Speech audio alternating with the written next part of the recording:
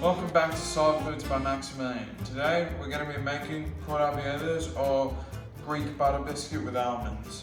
So first of all you're going to take all the ingredients that I mentioned in my book, you should really read it, and you're going to first take almonds and you're going to crush them up. So now that you've got your almonds in the pan and it's heated up, you're going to take a tablespoon of unsalted butter and mix it through till it's all melted. Now it's important to mix it around quickly and not to let the butter burn. You can see how quickly they're browning. Yeah.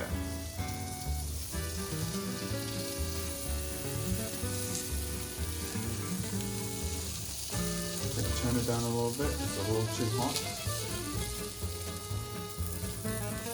Smells beautiful. Thank you.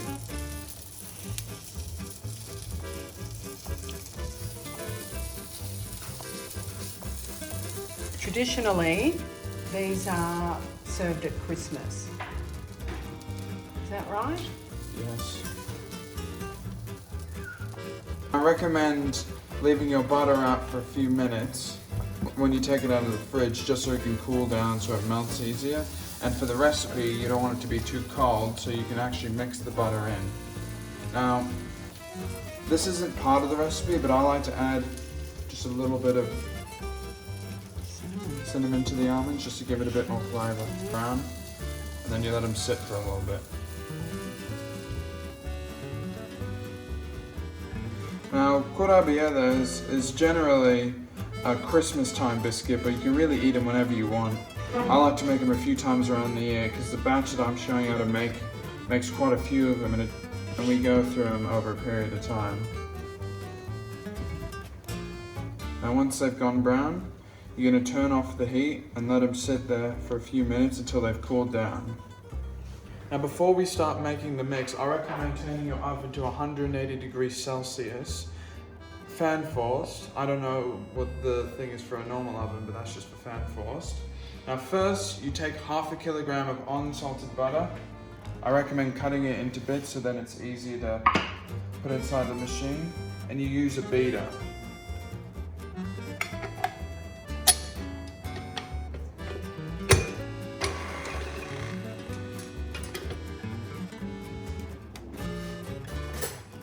And you add it in a little bit at a time.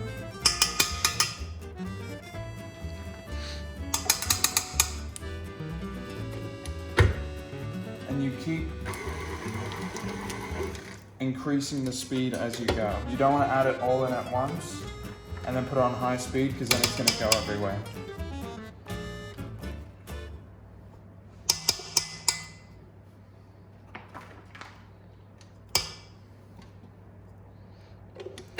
And you beat it till it becomes soft and one blob instead of just little bricks. And it's best if it gets stuck on the beater to just scrape it off.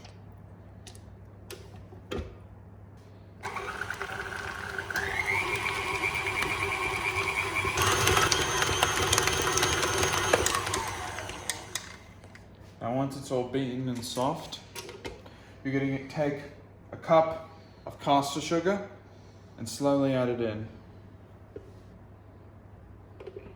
Mix it around a little bit. Be sure to do it on low speed, because then it won't go everywhere. And you keep beating in the sugar until it starts to turn pale. And then you add the yolks of 2 eggs separated from the whites.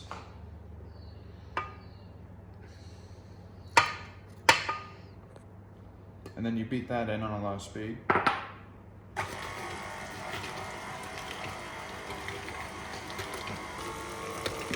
And then you add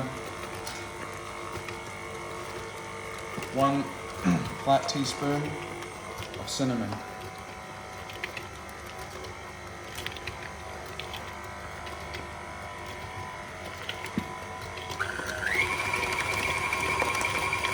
Then you add a flat teaspoon of baking powder. And then you beat it until it's all mixed together. And then you add 2 cupfuls of rose water.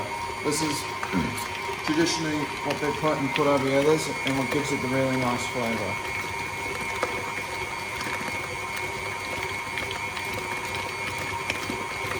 And then you add 4 cupfuls of vanilla extract.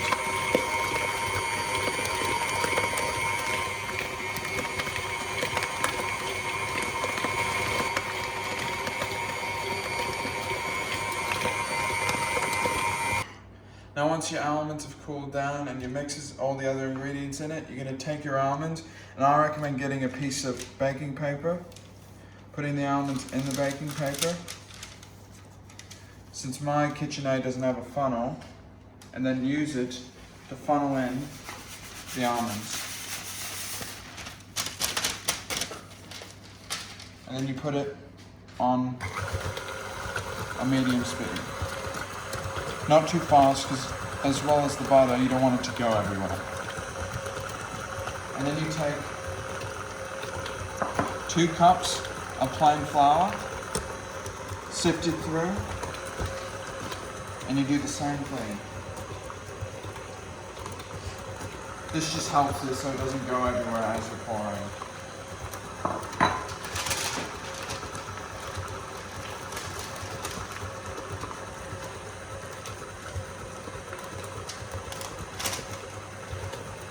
And for this next part, you start adding the self-raising flour.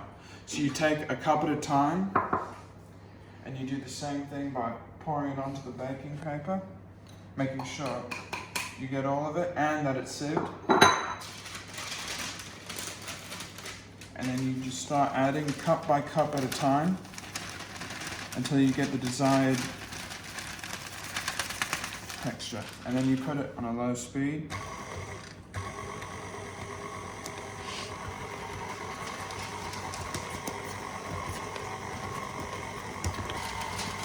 And it's going to start, as you notice, start turning into a dough, which is what you're looking for. It takes about 4 or 5 cups of flour, but it's best to use your eyes and notice when you think the dough is done. Now, it looks like the dough is done. Best to turn it off.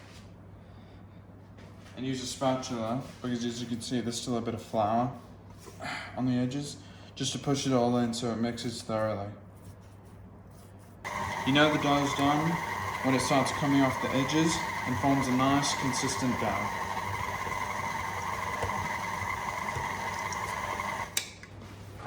Now the texture you're looking for when it's finished is a good way to make sure is that it doesn't stick to your fingers because it's all nice and oiled. And that the consistency, it's almost like Play-Doh, where it's floppy, but not too floppy, and manageable in your hands. Okay, so the next part is you grab a considerable amount. This is a little cheat on how to make them. And then you roll it out into a ball. And then you slowly go from side to side. And then you use the bench top of the wood. And you slowly roll it out into a little log until it's a consistent long shape, around about this size. And then you take a knife, and as you go along, you cut each piece into equal sizes so that each biscuit is the same size. So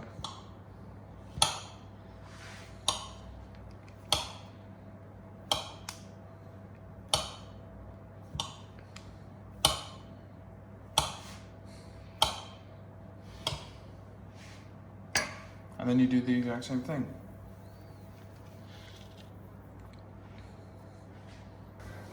Okay, so after 20 minutes of cooking in the oven, they turn out like this. This is how they're supposed to look. They start browning at the edges and they start cracking.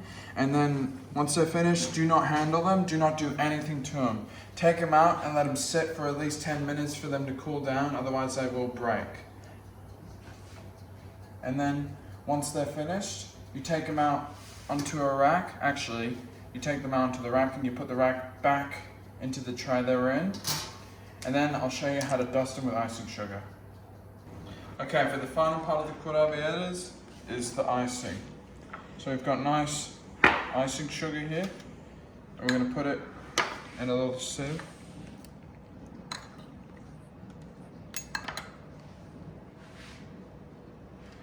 I'm going to put icing sugar all over the biscuits.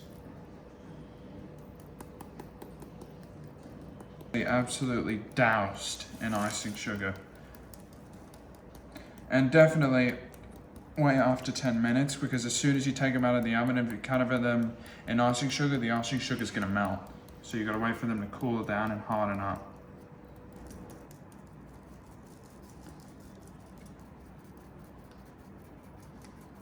Make sure there are no rough spots.